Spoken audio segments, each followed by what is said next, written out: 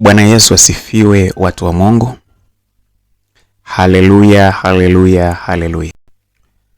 Watu wa Mungu, tuko katika sura ya 26 ya kitabu cha Mwanzo. Tunaendelea kwenda vizuri. Kumbuka kwamba kitabu cha Mwanzo kina sura 50.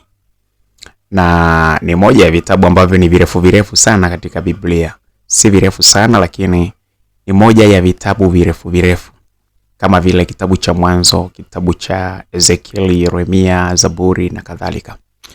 So, sasa hivi tuko sura ya 26 na Mungu anaendelea kutubariki, tunapata pumzi, tunapata afya njema, tunaendelea kusoma neno lake. Basi tunaendelea kumshukuru Mungu. Usikate tamaa kusoma Biblia, usikate tamaa.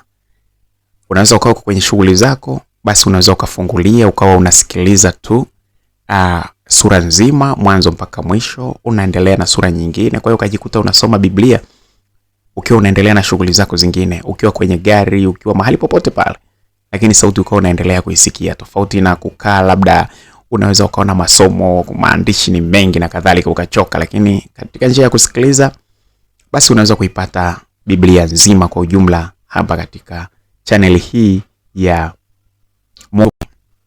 Hebu tuweze kuomba kabla ya kuanza sura hii ya 26 ambayo ina mistari 35. Baba yetu na Mungu wetu unaishi mahali pa juu mbinguni, asante sana kwa muda na wakati huu.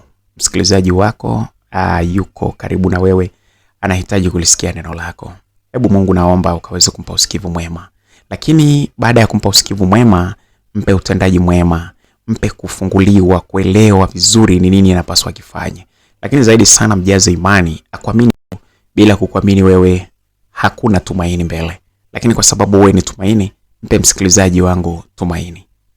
Mpe imani ili aweze kukutumaini wewe kila wakati. Mbariki pia katika mambo yake ya kimwili, the same mbariki na ya kiroho. Tunaomba hivyo tukiamini kupitia jina la Yesu Kristo, Mnazareti aliye hai. Amina. Sura hii ya Mwanzo 26 kama nilivyokwisha kukwambia katika utangulizi kwamba ina mistari 35. Tutaisoma kwa utulivu mzuri sana. Usikie neno baada ya neno mpaka pale ambapo tutakapokuwa tumeimaliza. Mstari wa kwanza tunaanza nao. Ikawa njaa katika nchi hiyo, mbali na njaa ile ya kwanza za Ibrahim.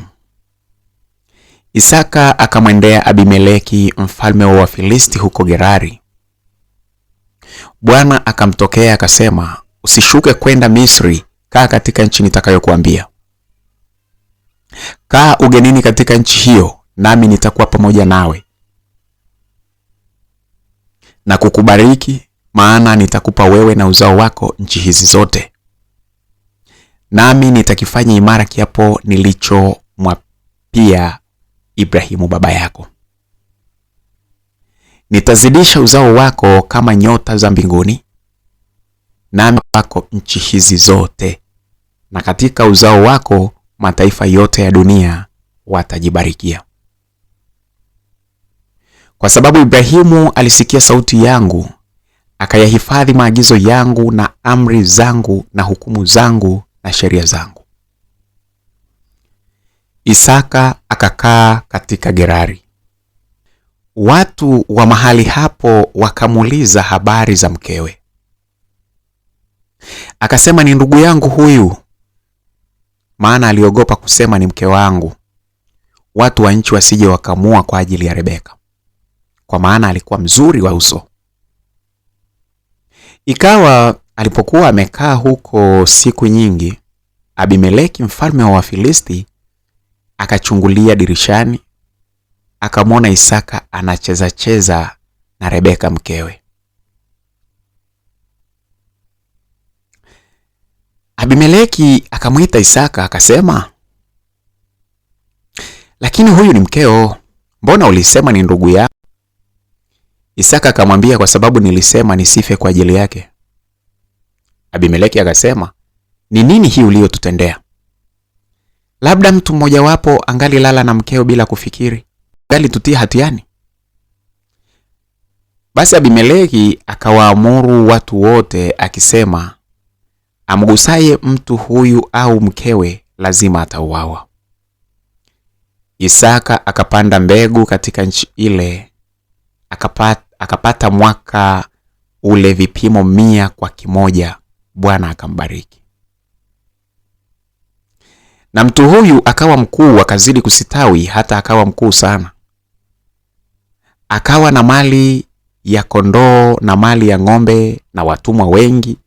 Hao Wafilisti wakamhusudu. Na vile visima vyote walivyochimba watumwa wa baba yake siku za Ibrahimu babaye, Wafilisti walikuwa wamevifukia wakavijaza kifusi. Abimeleki akamwambia Isaka, utoke kwetu, maana wewe una nguvu sana kuliko sisi. Basi Isaka akatoka huko, akapiga kambi katika bonde la Gerari, akakaa huko. Isaka akarudi, akavichimbua vile visima vya maji walivyovichimba siku za Ibrahimu babaye, maana wale Wafilisti walikuwa wamevifukia baada ya kufa kwake Ibrahimu, naye akaviita majina kufuata majina alivyoviita babaye. Watumwa wa Isaka wakachimba katika lile bonde, wakapata kisima cha maji yanayobubujika. Wachungaji wa Gerari wakagombana na wachungaji wa Isaka wakisema, maji haya ni yetu. Ndipo akakiita jina la kile kisima Eseki, kwa sababu waligombana naye.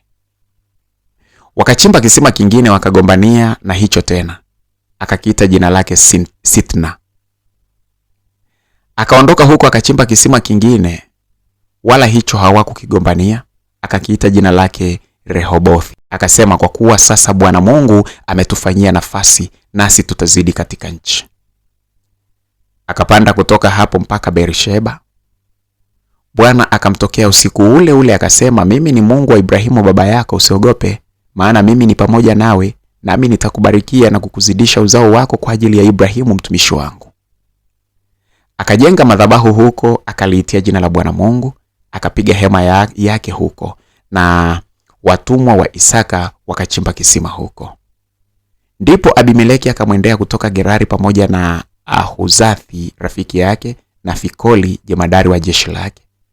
Isaka akawauliza, mbona mwanijia nanyi mmenichukia mkanifukuza kwenu? Wakasema, hakika tuliona ya kwamba Bwana alikuwa pamoja nawe, nasi tukasema, na tuwapiane sisi na wewe na kufanya mapatano nawe, ya kuwa hutatutenda mabaya iwapo sisi hatukukugusa wewe wala hatukukutendea ila mema, tukakuacha uende zako kwa amani, nawe sasa umbarikiwa wa Bwana. Basi akawafanyia karamu, nao wakala wakanywa. Wakaondoka asubuhi na mapema, wakaapiana wao kwa wao. Kisha Isaka akawapa ruhusa, nao wakaenda zao kwa amani. Ikawa siku ile ile watumwa wa Isaka wakaja, wakampasha habari za kile kisima walichokuwa wamekichimba. Wakamwambia, tumeona maji. Naye akakiita jina lake. Kwa hiyo jina la mji huo ni Beersheba hata leo. Esau alipokuwa mwenye miaka 40, akamwoa Yudith binti wa Beeri Mhiti na Basemathi binti wa Elon Mhiti. Roho zao Isaka na Rebeka zikajaa uchungu kwa ajili yao. Msikilizaji, hapa ni mwisho wa sura hii ya 26. Hakuna sehemu ambapo tutaacha. Tutasoma hatua kwa hatua mpaka pale tutakapomaliza. Mungu akubariki sana kwa kuipa sikio sura hii ya 26. Na sasa tutaendelea katika sura ya 27 katika wakati ujao. Mungu akubariki sana. Mungu akuangazie nuru ya uso wake na kukufadhili. Mungu akubariki sana kupitia jina la Yesu Kristo Mnazareti aliye hai. Amina.